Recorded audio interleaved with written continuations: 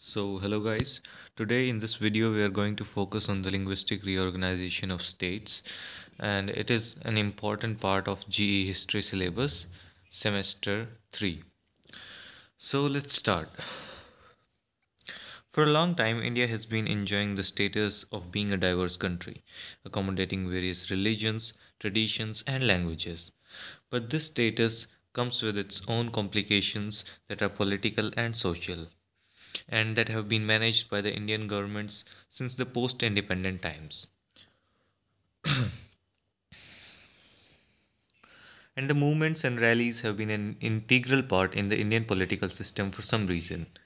And after independence, India was a conglomerate of 572 princely states, with each one of them carrying their own identities and separate cultural heritage. And at this crucial time when a country just gained independence, it was important to address both the issues of uniting the country as well as preserving the cultures and social identities of different communities. And due to the popular demand of the reorganization of states, there has to be some basis of reorganizing the states. And to that, language was chosen the basis of this reorganization, as people tend to group together with similar kind of people, and language is the key to their similarity that sits between them as the most common thing. And due to the theme of commonality, political parties were also in the favor of reorganization of states, as it will be easier for their vote bank policies to work efficiently in a region of same ethnic composition.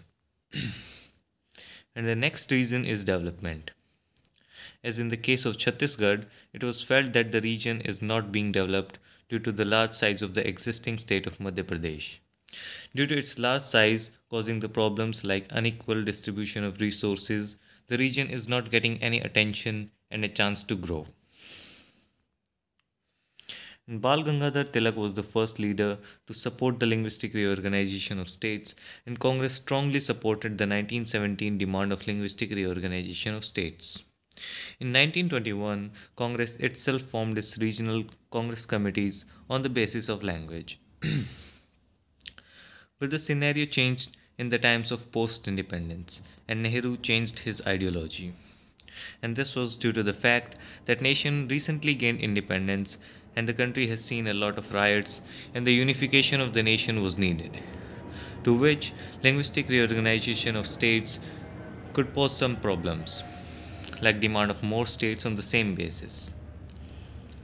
In a nation where language dialects changes every few kilometers, there is no limit of formation of new states. Also, the rivalry between the people of two different language groups can result in violence, and it will be problematic for the integrity of the nation. As it was expected, the government started getting a lot of demands of reorganization of states, and a linguistic province committee under the leadership of a judge S.K. Dhar was formed on 17 June 1948. This committee mentioned in its report that this is not the right time for linguistic reorganization, but taking into the consideration the dissatisfaction among common public, another committee named JVP, Jawaharlal Nehru Vallabhbhai Patel and Pattabhi Sitaramaiah committee was formed in December 1948. This committee comprising of these three also rejected the idea. But to suppress the popular demand of Andhra Pradesh, the committee mentioned the terms that a state will only be recognized on the basis of language if the people belonging to other language living in that region have no objection. For instance, in the case of Andhra Pradesh, if Tamil speaking people want a different state, then the native Telugu speakers should not have any objection on the reorganization. Thus, it was agreed upon that if all the residents of the regions are satisfied with the changes, then only it could be considered. It was being considered a big victory to resolve the problem of Andhra Pradesh until Nehru had to form a state reorganization committee in 1956, which divided the nation into 14 states and 6 union territories on the basis of language. To understand this, we need to look into the popular demand of Andhra Pradesh made by Tamils of Madras, which was the only major province in South India.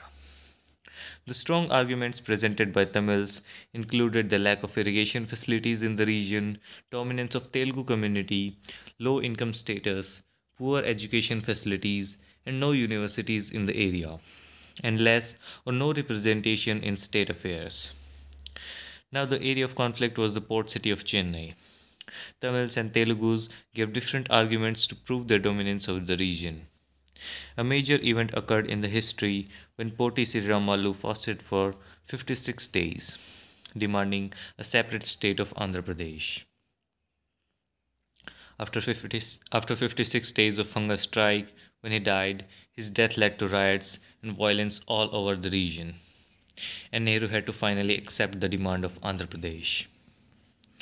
And as the demand for Andhra Pradesh was accepted, other demands of new states were also raised, and Nehru had to form the State Reorganization Committee in order to settle the matter peacefully. The formation of new states was done by the committee, and to a great surprise to Nehru, it proved to be against his fears of country's separation. Instead of weakening the unity and contributing towards the local administration, it proved to be an effective step in unifying the nation. The local administration could run properly, and states could focus on their community issues more efficiently. The problem of low literacy rate was effectively being countered, and local people started getting a representation in the state affairs. Thank you for listening me patiently. I hope that this would improve your knowledge and add to your knowledge about the linguistic reorganization of states and will be useful for your GE History Semester 3.